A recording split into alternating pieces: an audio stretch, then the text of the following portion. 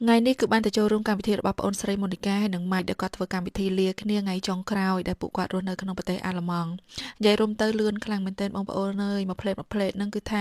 7 8ឆ្នាំហើយឥឡូវនេះគឺមករស់នៅស្រុកគេយូរដែរហើយដូច្នេះហើយត្រឡប់ទៅរស់នៅស្រុកកណ្ដាលវិញម្ដងមុននឹងចូលរួមកម្មវិធីហ្នឹងឥឡូវហ្នឹងគឺខ្ញុំចាប់ផ្ដើមរៀបចំខ្លួនសិនដំបូងគឺខ្ញុំចាប់ផ្ដើមមកជួបជាមួយនឹងសម្លេងជូតមុខ Elsa សម្លេងជូតមុខ Elsa ហ្នឹងសម្រាប់មុខយើងមានមុនខ្សាច់ឬមួយក៏មុនខ្ទុះមុនហៀទឹកល្ងីមុនអីហ្នឹងគឺថាជូតទៅគឺបាត់ណាបងប្អូនជូតមួយថ្ងៃពីរដងពេលដែលយើងលាងមុខស្អាតហើយចាបន្ទាប់ពីយើងជូតមុខស្អាតហើយហ្នឹងគឺខ្ញុំ skin care តិចតួចហើយចុងក្រោយគឺខ្ញុំលាបជាមួយនឹង sun care នេះគឺអត្ថប្រយោជន៍ច្រើនណាស់បងប្អូនអើយព្រោះអីគឺជួយមុខយើងចាការពារមុខយើងពីកម្ដៅព្រះអាទិត្យពលឺទូរស័ព្ទពលឺអីចឹងហើយជួយឲ្យមុខយើងហ្នឹងកុំឲ្យឆាប់ជ្រីវជ្រួញឡើងអាចរុយឡើងអីចឹងទៅបន្ទាប់មកគឺយើងចាប់ផ្ដើមធ្វើសក់ចាលាប foundation លាបអីតិចតួចបន្ថែមពីលើនឹងតិចទៅព្រោះអីហ្នឹងយើងកម្មវិធីយើងរៀងធំដែរចឹងហ៎បងប្អូនចាហើយនេះវិញគឺជាទេសភាពតាមផ្លូវពីផ្ទះទៅហាងហ្នឹងគឺចំណាយពេលប្រហែលជាជិត1 ម៉ោងឯដែរប្រហែល30ទៅ40នាទីឯដែរត្រឹមតែទៅដល់ណាចាពេលដែលទៅដល់ហ្នឹងគឺទេសភាពគេស្អាតមែនទែនហើយសំខាន់ប្រទេសអាល្លឺម៉ង់គឺថាត្រជាក់បងប្អូនអើយត្រជាក់ដក4ដក5ត្រជាក់ជាងនៅស្វីសឆ្ងាយនៅស្វីសត្រឹមតែ2 3អង្សានៅនោះដកហើយខ្ញុំមកហាងនេះគឺខ្ញុំមកក្រោយម៉ូនីកានឹងម៉ៃគឺគាត់មកមុនពួកឯគេម្ចាស់កម្មវិធីចាហើយគាត់តែមកដល់ភ្លាមគឺថាម្ចាស់កម្មវិធីមកទទួលស្វាគមន៍រាក់ទាក់ហើយបើនិយាយពីម្ហូបវិញគឺច្រើនណាបងប្អូនសិតសឹងតែជាម្ហូបរបស់ខ្មែរយើងចាមានតាំងពីអាម៉ុកត្រីណែមូហើយញ៉ាំភ្លាអីចឹងណាចាហើយមុខម្ហូបគេធ្វើឆ្ងាញ់ញ៉ាំទៅត្រូវមាត់របស់គេបងប្អូនចាហើយបន្ទាប់ពីនឹងមកគឺយើងចាប់ផ្ដើមអង្គុយទៅជែកគ្នាលេងចាញ៉ាំភេសជ្ជៈញ៉ាំអីតិចតួចចឹងទៅបន្ទាប់ពីយើងញ៉ាំភេសជ្ជៈញ៉ាំអីហើយហ្នឹងគឺម៉ាក់សេលេណាទៀតបានមកដល់ឥឡូវទៅស្ទះឡានស្ទះអីផងបងប្អូនអើយអ្នកមានកូនតូចត្រឹមតែបានចេញមកគឺងាយទេហើយខ្ញុំនៅវិញបានមកកម្មវិធី idol ហើយមានអីទៀតមានតែថតវីដេអូទុកជាអនុស្សាវរីយ៍នឹងឯងពួកអីមិនងាយទេហើយឥឡូវនេះគាត់ទៅដល់ស្រុកខ្មែរវិញទៀតក៏មិនដឹងថាថ្ងៃណាបានជួបគ្នាទៀតដែរចាហើយពេលវេលាលឿនណាស់បងប្អូនអើយពេលវេលាសប្បាយឥឡូវហ្នឹងគឺថាម៉ូនីកាគាត់ទៅដល់ស្រុកខ្មែរហើយខ្ញុំក៏បានត្រឡប់មកដល់ប្រទេសស្វីសវិញដូចគ្នា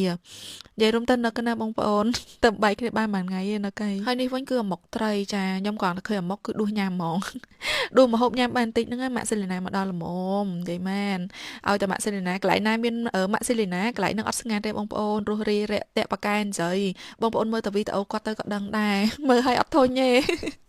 ចាឥឡូវនេះគឺអង្គុយស្ដាប់ម្ចាស់កម្មវិធីនិយាយឲ្យគាត់បានប្រចាំងជាមួយនឹងស្លាយនិយាយពីដើមដំបូងពេលដែលគាត់ស្គាល់គ្នាពេលដែលគាត់មកដល់ប្រទេសអាល្លឺម៉ង់លើកទី1អីរហូតដល់ថ្ងៃហ្នឹងគាត់បានមានបទពិសោធន៍អីខ្លះចាគាត់បានឆ្លងកាត់រឿងរ៉ាវអីខ្លះបើខ្ញុំនៅវិញមើលឡើងចូលតួជីវិតរបស់ជំនួសយើងម្នាក់ៗទ្រាំទៅដល់ចំណុចមួយដែលជោគជ័យគឺត្រូវការអត់ធ្មត់ការតស៊ូការព្យាយាមខ្លាំងមែនទែនហ្មងណាហើយខ្ញុំបន្ទាប់ពីមើលវីដេអូចប់គឺថាទៅអោបមួយសិនពួកអីមានអារម្មណ៍ថារំភើបហើយមានមោទនភាពចំពោះគាត់ខ្លាំងមែនទែនហ្មងចាហើយឥឡូវនេះគឺបន្ទាប់ពីកម្មវិធីយើងបានប្រចាំងស្លាយប្រចាំងអីហើយគឺចាប់ផ្ដើមចាមកញ៉ាំភេសជ្ជៈទៀតហើយនិយាយមែនបងប្អូនភេសជ្ជៈនឹងមានអីទេរ៉ូតវ៉ៃរ៉ូតអីចឹងណាហើយកូកាអីចឹងទៅចង់និយាយថាឲ្យម៉ាក់សេលីណាយក30មកឲ្យតែគេយកឲ្យចឹងទៅមានអីទៀតបងប្អូនអើយអធិស្ឋានម្ចាស់កម្មវិធីគឺយើងដាក់ជាមួយនឹងកន្លះជូតមាត់ទៅព្រោះអីម៉ាក់សេលីណាយកឲ្យត្រូវតែចំណេះបច្ចេកមួយម៉ាក់សេលីណាយកនឹង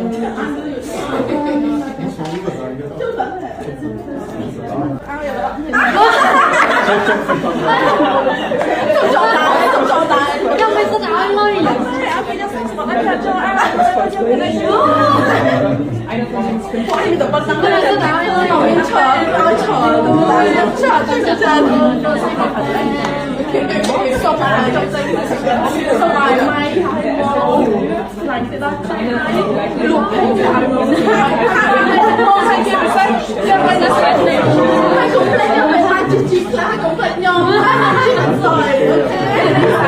ដូចបងប្អូនលឺនៅក្នុងវីដេអូអញ្ចឹងចាសង្ឃឹមថាម្ចាស់កម្មវិធីអត់ប្រកាន់ទេ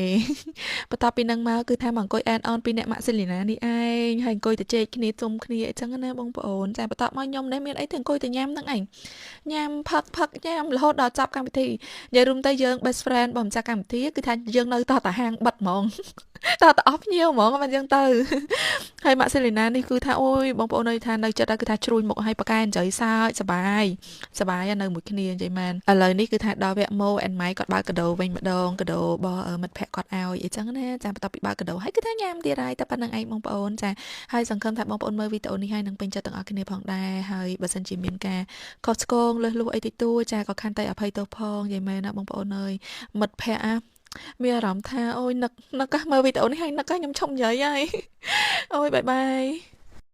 គ្រាន់តែមកដល់ប្រទេសអាល្លឺម៉ង់ភ្លាមគឺថាបានញ៉ាំបបរមាន់ស្រែភ្លាមបងប្អូនអើយកំងបានដូចចិត្តនិយាយម៉ានមុនទៅមួយថ្ងៃហ្នឹងមុននីកាគេខលសួរខ្ញុំថាបងឯងចង់ញ៉ាំអីកាទៀវឬមួយក៏ម៉េចខ្ញុំថាអត់ទេអូនហើយបបរមាន់មកហើយមានឈាមមានអីផងដល់ពេលមានអីបងប្អូនអើយមកដល់គឺថាបានដូចចិត្តហ្មងសំខាន់ណា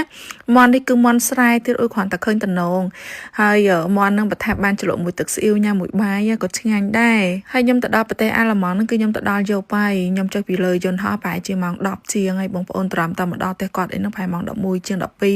ប៉ុន្តែអីទេទៅដល់ស្មានណាញ៉ាំស្មានហ្នឹងសំខាន់គឺក្តីសុខខ្លាំងមែនតើហ្មងហើយមិនបាច់ចាំសួរពីរសជាតិទេគ្រាន់តែឃើញសាច់មាន់ហើយនឹងបបរហ្នឹងក៏ដឹងដែរថារសជាតិមិនឥឡូវហ្នឹងប៊ឺលីនហើយនឹងស្វីសហ្នឹងគឺថាចិត្តគ្នាក៏ផ្លែកហ្មងហើយនិយាយមែន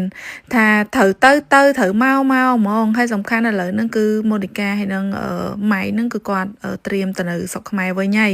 អញ្ចឹងយើងក៏អត់ដឹងថាថ្ងៃណាបានជួបគ្នាទៀតដែរប្រហែលជានៅយូរទៀតចាអាចទៅជួបគ្នានៅស្រុកខ្មែរឬមួយក៏អាចពេលដែលគាត់មកលេងនេះវិញអញ្ចឹងណាហើយចំណែកឯម៉ាក់សេលីណាវិញគឺគេទៅលេងឡើងយូរដែរចាអញ្ចឹងទៅគឺថាអូនីសានេះរៀងកំសត់បន្តិចពីអ្នកម៉ណែតបងប្អូនមើលបបរគេមើលគឺថាមានគ្រប់គ្រឿងហ្មងនិយាយមែនមានតាំងពីជីខ្ទឹមពងឈាមអូយឡើងតំណងហ្មងណាខ្ញុំនេះគ្រាន់តែឃើញស្រក់ទឹកមាត់ឈរថប់បដាលេបទឹកមាត់បដាហើយពេលញ៉ាំហើយយើងដាក់ម្ទេសហឹលទៀតមកគឺថាជាតិខ្លាំងមែនតើគ្រាន់តែកាត់វីដេអូនេះនឹកដល់រសជាតិនឹងម្ដងទៀតហ្មងនេះហើយមើលមុខខ្ញុំគឺថាទៅដល់បងប្អូនបានញ៉ាំហ្មងឥឡូវនេះគឺអង្គុយញ៉ាំជុំគ្នាហើយញ៉ាំបដាទៅជែកគ្នាបដាក្តីសុខធំជីវិតយើងមានតែប៉ុណ្្នឹងឯងបងប្អូនអើយនៅផ្ទះមើលកូនមួយថ្ងៃហត់ហើយអញ្ចឹងពេលខ្លះរកក្តីសុខឲ្យខ្លួនឯងខ្លះទៅហ្នឹងហើយយើងបាច់ខ្វល់ទេណាគេថាអីសំខាន់យើងសប្បាយចិត្តនេះសាមកចិត្តនឹងដើររៀងច្រើនតិចពេញក្តីសុខឲ្យខ្លួនឯងបានច្រើនអូខេអរគុណជម្រាបលាសម្រាប់បងប្អូនដែលគាត់មានស្បែកខ្មៅស្អាប់អលាកគោរោមសាច់គ្រើមកត្រីកត្រឹសដូចខ្ញុំពីមុនណាគឺគាត់អាចជ្រើសរើសជាមួយនឹង LNS Beauty នេះបានគឺតានីហ្មងបងប្អូនស្បែកខ្ញុំពីដើមគឺអត់ស្អាតទេគេហៅថាស្បែកអលាកគោរោមស្បែកស្ងួតអីហ្នឹងណាចាគឺ LNS គឺមានជាតិវីតាមីនច្រើនផ្ដល់ទៅដល់ស្បែកហើយសំខាន់មាន PS 50បូកទៀតចាលាបទៅគឺជំនួយស្បែកបានច្រើនស្បែករបស់យើងសស្អាតភ្លឺថ្លាមិនមែនសស្គូណាបងប្អូនរបៀបមើលទៅស្បែកថ្លាចេញមកពីខាងក្នុងដូចបងប្អូនឃើញខ្ញុំកំពុងស្បែកខ្ញុំឥឡូវចឹងនេះបងប្អូនឃើញអត់គឺស្នាមអាកត្រីកត្រឹសអាលៀកកូរ៉ូមអីហ្នឹងគឺថាបាត់សឹងនៅអស់ 90% ហើយលេនេះគឺខ្ញុំបានតេស្តមករយៈពេលរៀងយូរដែរគឺជិត1ឆ្នាំណាបានខ្ញុំទៅសម្រាប់ចិត្តចេញលក់ហើយបងប្អូនមើលសាច់លេគឺថាលាបទៅចូលស្បែកអស់ហ្មងមានស្អិតបតេបតាចាប់ខ្លួនអីទេចាអញ្ចឹងបើសិនជាបងប្អូនចាប់អារម្មណ៍កុំភ្លេចឆាតចូលពេកទាំងអស់គ្នាអរគុណជម្រាបលា